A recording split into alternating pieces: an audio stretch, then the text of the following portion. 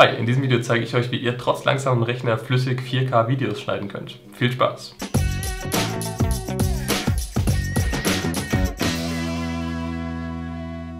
Erstmal wieder vorneweg, ich schneide ja mit Final Cut.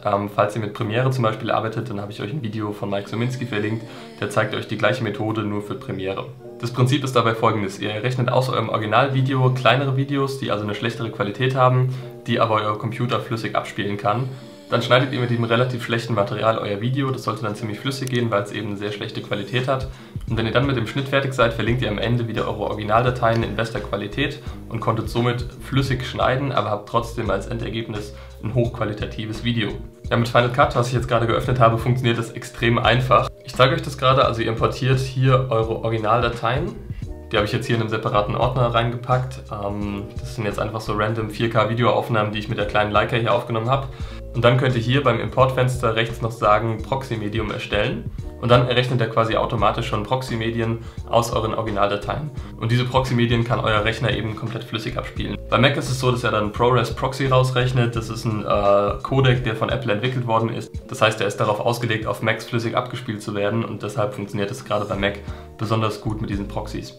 Der einzige Nachteil bei dieser Methode ist eben, dass ihr nochmal mehr Speicherplatz braucht, weil ihr natürlich die Originaldateien und diese Proxy-Medien auf eurer Festplatte speichern müsst.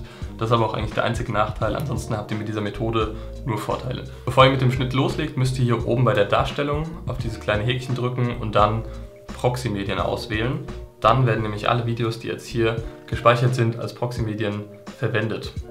Jetzt könnt ihr eigentlich ziemlich flüssig euer Video schneiden. Wie gesagt, das ist ein komplett random aufgenommenes Video. Das zieht ihr dann einfach in eure Timeline, wie ihr das gewohnt seid. Das sollte jetzt alles sehr flüssig funktionieren, auch vom Abspielen her. Und selbst wenn ihr da jetzt noch irgendwelche Effekte drauf haut, sollte es noch ziemlich flüssig funktionieren. Wenn ihr jetzt fertig mit dem Schnitt seid, der jetzt eigentlich ziemlich flüssig funktioniert haben sollte, dann ist es ganz wichtig, dass ihr danach wieder eure Originalmedien verlinkt. Und zwar funktioniert es wieder ganz genauso. Ihr drückt hier oben ja auf dieses Darstellungsfenster und drückt dann auf Original. Und jetzt verwendet er automatisch wieder die Originalmedien. Und dann könnt ihr euer Video rausrendern lassen. Das Rendern geht natürlich nicht schneller, weil das Rendern funktioniert wieder mit den Originaldateien. Aber der Riesenvorteil ist eben, dass der Schnitt sehr flüssig funktioniert hat. Übrigens ist das eine Methode, die jetzt nicht nur auf schlechten Laptops oder schlechten Computern angewendet werden kann. Ich benutze die selbst auch, und zwar wenn ich Musikvideos habe, dann benutze ich ab und zu dieses Multicam-Tool in Final Cut, wo dann teilweise 16, 17, 18 verschiedene Kameras gleichzeitig abgespielt werden sollen.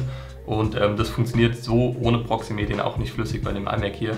Das heißt, da rechne ich auch immer Proxy-Medien raus und dann funktioniert eben dieser Multicam-Schnitt extrem flüssig.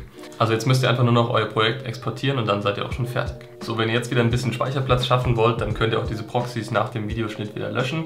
Dafür geht ihr in den Finder, geht dann auf euren ganz normalen Benutzerordner.